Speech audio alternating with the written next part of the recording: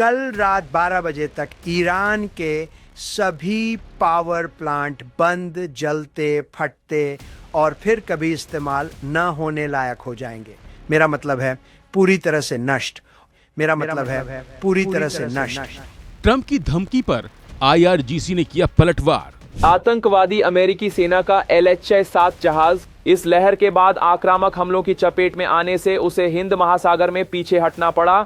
24 घंटे की डेडलाइन पर दिया तगड़ा जवाब। भ्रमित अमेरिकी राष्ट्रपति की अशिष्ट धृष्ट टिप्पणियां और निराधार धमकियां जो गतिरोध में उलझने और अमेरिकी सेना की विफलताओं को सही ठहराने के उसके प्रयासों से उपजी हैं, इस्लाम के योद्धाओं द्वारा अमेरिकी और ज़ायोनी दुश्मनों के खिलाफ आक्रामक और कुचलने वाले अभियानों के जारी रहने पर कोई असर नहीं डालेंगी। होर्मुज पर अब भयानक जंग तय।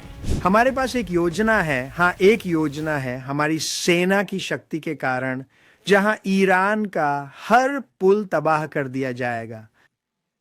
कल रात 12 बजे तक ईरान के सभी पावर प्लांट बंद, जलते, फटते और फिर कभी इस्तेमाल न होने लायक हो जाएंगे। मेरा मतलब है पूरी तरह से नष्ट। और अगर हम चाहें तो ये 4 घंटे में हो जाएगा।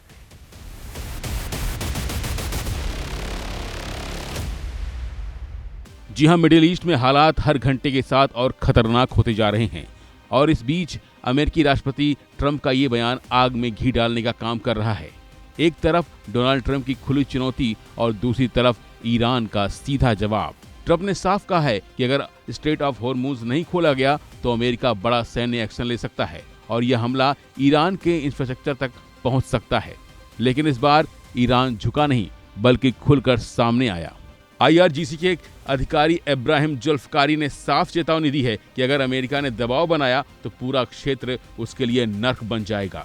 यानी अब सिर्फ बयानबाजी नहीं बल्कि सीधी धमकी और जवाब मिल रहा है। यह टकराव उस वक्त और गंभीर हो गया जब स्ट्रेट ऑफ होर्मुज को लेकर दोनों देशों के बीच खींचतान बढ़ी, क्योंकि यही वो रास्ता है जहां से दुनिया का बड़ा हिस्सा तेल गुजरता है।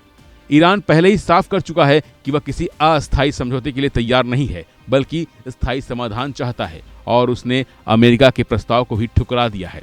वही अमेरिका की तरफ से साफ संकेत हैं कि अगर शर्तें नहीं मानी गईं तो हमले और तेज हो सकते हैं।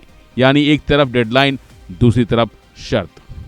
इस पूरे घटनाक्रम में सबसे बड़ा खतरा यही है कि अगर कोई भी पक्ष पीछे नहीं हटा तो यह टकराव सिर्फ एक समुद्री रास्ते तक सीमित नहीं रहेगा बल्कि पूरे मिडिल ईस्ट को अपनी चपेट में ले सकता है।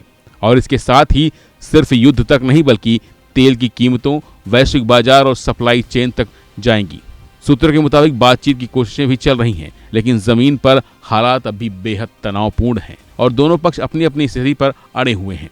अब सबसे बड़ा सवाल यही है कि क्या अमेरिका हमला करेगा या ईरान अपनी शर्तों पर अड़ा रहेगा, क्योंकि सिर्फ एक डेडलाइन नहीं बल्कि उस फैसले की घड़ी है जो पूरे क्षेत्र का भविष्य तय कर सकती है।